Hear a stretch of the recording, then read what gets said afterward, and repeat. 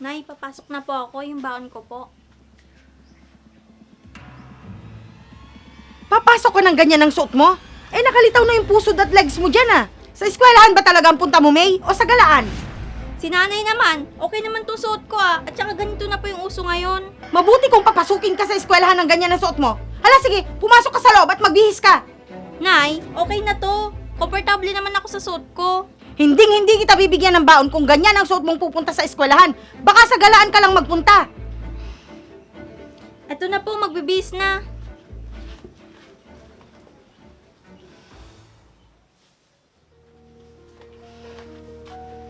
Yan, ganyan dapat ang sinusuot mo. Oh, ito yung baon mo. Sige Nay, pasok na po ako. Sige. Umuwi ka agad ha, pagkatapos ng klase mo.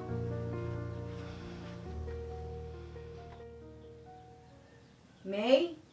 May?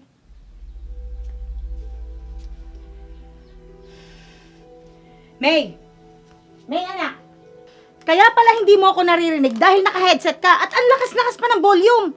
Hala, tumayo ka dyan. Bakit po ba Nay? Nakikinig lang naman ako ng kanta. Anak, tulungan mo ako sa mga gawaing bahay. Si nanay naman, bakit kailangan ko pa maglinis ng bahay? Ikaya nyo na yan. Anak, kailangan nating magtulungan dito sa bahay. Akong magluluto, ikaw ang maglilinis. Kahit itong kwarto mo lang ang malinisan mo. Tignan mo nga itong kwarto mo. Ang gulo-gulo, ang daming kalat. Konti na lang, babahayan na ng ipis at daga. Ang arte-arte mo pa naman. Di ba takot ka sa ipis at daga?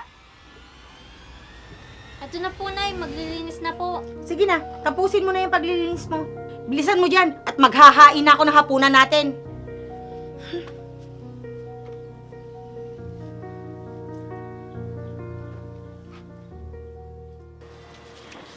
1,000 para sa kuryente. 1,200 para sa bigas. Hindi pa nagpapadala si JR. Sana umabot tong allowance namin hanggang katapusan. Nay, alis po muna ako. May lakad kami ng mga kaibigan ko. Sige, pero huwag ka magpapagabi at walang iinom ha. Opo, Nay. Pahingi po ako ng pera. Ha? Wala akong ekstrang pera ngayon, anak. Bakit? Wala bang sumusobra sa mga baon mo? Sakto lang kasi ito para sa allowance natin ngayong buwan. Wala, Nay. Sige na, Nay. Bigyan mo na ako. Nakakahiya sa mga kaibigan ko. Paano pa nagaya sila kumain sa labas? Sila kumakain, tapos ako hindi.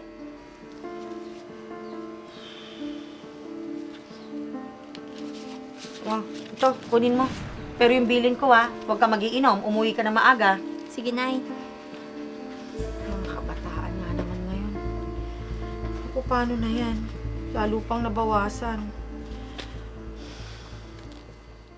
Uy, Paul, nasan na pala si May? Bakit hanggang ngayon wala pa siya? Ewan ko ba doon? Sabi niya kanina papunta na siya. Baka hindi pinayagan ng nanay niya. O, ito baso mo. Eh di paano yan? Dalawa lang tayo. Uy, ang daya niyo naman. Nag-upisa kayo nang wala pa ako.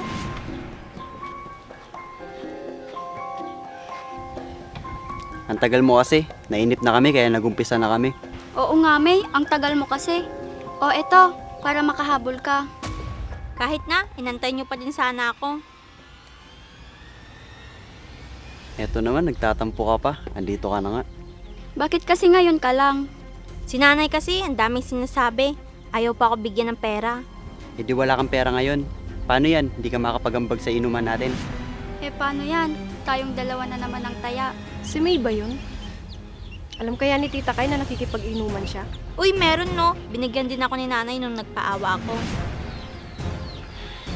Kawawa naman si Tita Kay. Matawagan nga siya pagdating ko sa bahay. Sige, labas mo na yan para makabili pa tayo ng alak. O eto, linggo naman bukas.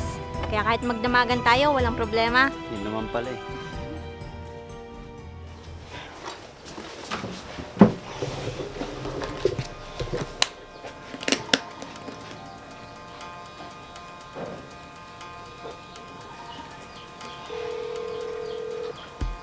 Hello, Tita Kay. Oh, Marga, napatawag ka. Tita, may sasabihin sana ako sa inyo tungkol kay May. Ha? Ano yun? May nangyari ba kay May? Wala po, Tita. Nakita ko po kasi si May malapit dito sa amin, nakikipag-inuman. Sinong mga kasama niya? Ang paalam niya sa akin, mamamasyal sila ng mga kaibigan niya. Mga kaibigan niya po ang kasama niyang nagiinom, tita. Sige, Marga. Lagot sa akin yung batang yan. Pupuntahan ko ngayon din yung pinsan mo.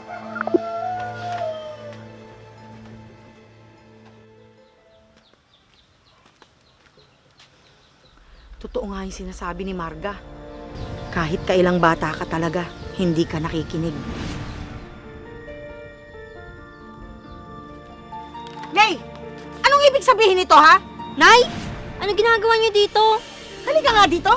Nay, nasasaktan po ako. Tita, nasasaktan po si May. Huwag nga kayong mangialam dito. Nasaan ba mga magulang niyo at pinapayagan kayong mag-inom, ha? Halika na!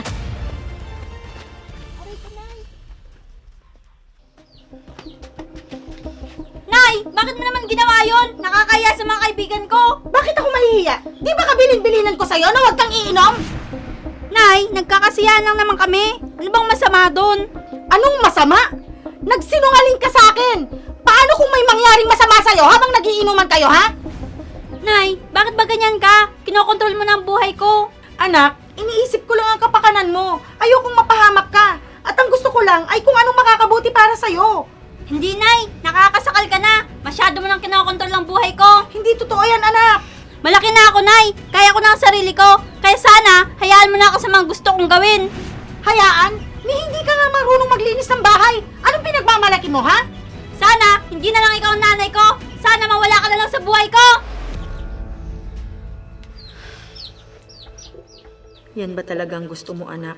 Ang mawala ako sa buhay mo? Mahal na mahal kita, anak. Pero kung yan ang gusto mo, pagbibigyan kita.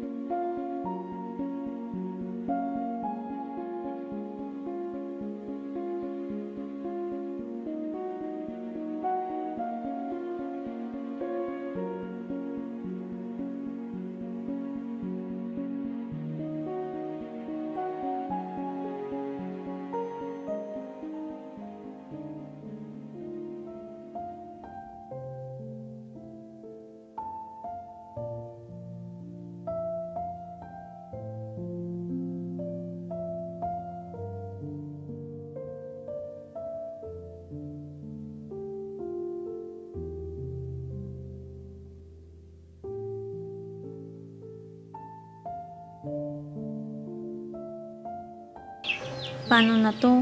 Wala na din akong pera. At nagugutom na ako. Asan kaya si nanay?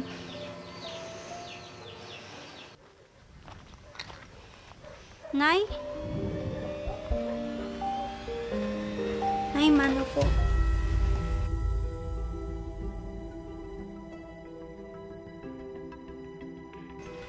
Nay? Nay?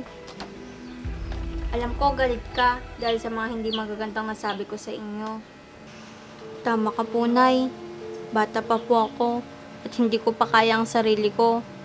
Sorry po, Nay, dahil naging matigas ang ulo ko at hindi nakikinig sa mga bilin nyo. Patawarin nyo rin po ako dahil nagsinungaling ako sa inyo. Sorry po dahil nasaktan ko ang loob mo. Sorry sa hindi magagandang nasabi ko sa inyo, Nay. Sorry po talaga, Nay.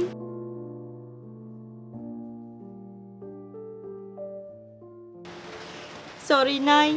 Simula ngayon, makikinig na ako sa lahat ng pangangaral at bilin nyo. Mahal na mahal po kita, Nay. Mahal na mahal din kita, anak.